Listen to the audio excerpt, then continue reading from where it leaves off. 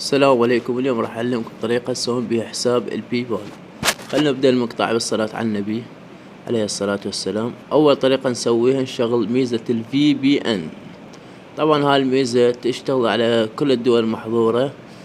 بأي دولة مثلا كانت محظورة من بنوك أو ألعاب مثل سوريا أو العراق أو غير دول، نقدر من هاي الميزة نقدر نشغلها نفعل الحظر الدولي. خلينا نبلش الحظر، فتح الحظر العفو. يطلع إعلان بسيط مدته 5 ثواني، نقدر ندوس من هنا. هذا خلينا على الدولي، يعني مو مثلا يطلع لك أمريكا كندا غير دول، مو مشكلة، احنا نخلي على الدولي. نرجع أول شي نسوي، فعلنا هذيك الميزة مال في بي ان. نرجع على الانترنت. هو بالبداية يطلع لكم، يطلع الخطأ في الرمز 403. نرجع على الانترنت نكتب بيبال، خليه يحمل الموقع. نكتب هنا بيبال،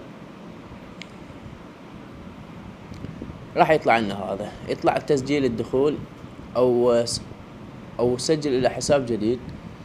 مو مشكلة، نختار الاول او الثاني، ما عليه اي مشكلة. يعني مثلا خليه يترجم لكم الصفحة. هاي الميزة ترجمة الصفحات، هي ترجمة مجانية رأسا، تطلع لكم الصفحات من انجليزي لعربي او اي لغة ترجم العربية. احنا ندوس على اشتراك. عندي حساب بس خلي اسوي لكم حساب ثاني للتأكيد، يعني ندوس على اشتراك.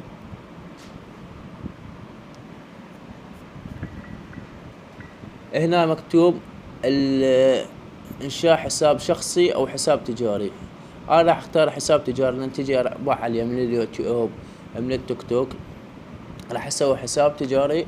هو ماكو فرق بيناتهم، بس هنا كاتب لك تسوق بأموال في ملايين من المحلات التجارية عبر الانترنت، او احصل على المال او الدفع او ادفع لصديق مقابل الغذاء. والثاني احصل على اموال عبر الانترنت دون اتصال، والاعدادات سهل، لا يحتاج المشترون الى حساب للدفع لك بيبال، يعني بدل ما الحساب. طبعا بيبال تربطه ويا حسابك البنكي، مثلا انت داخل الدول تربطه ويقدر يحولك من البرنامج من بيبال على حسابك البنكي، تقدر تسحبها. هاي هنا يطلب من عندنا تأكيد هوية، يعني انك شخص حقيقي مو روبوت. احنا نثبت له. راح اسجل الايميل مالتي، بس خليه يحمل دقيقة. طبعا الانترنت كلش ضعيف. راح اسجل الايميل مالتي، هذا جديد، هذا حساب جديد قاعد اسوي لكم حتى تقدرون تستفادون من عنده. يو اس تمام. هذا الايميل مالتي.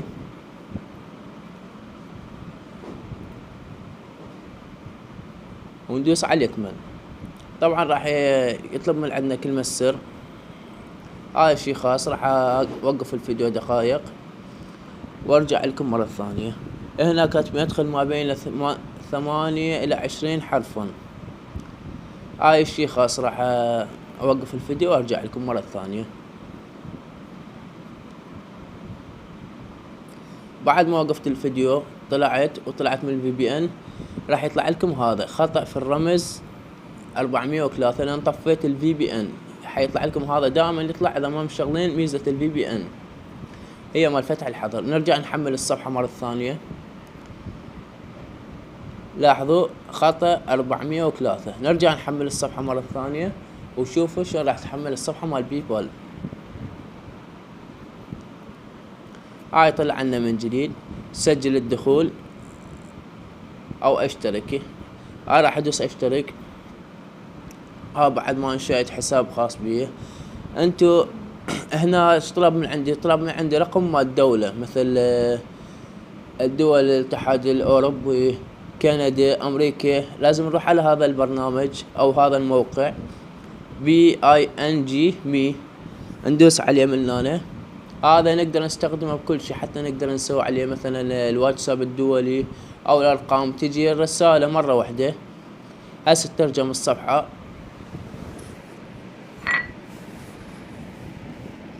ندوس على اعدادات، راح يدوس تلقي الرسائل القصيرة عبر الانترنت، ندوس عليها.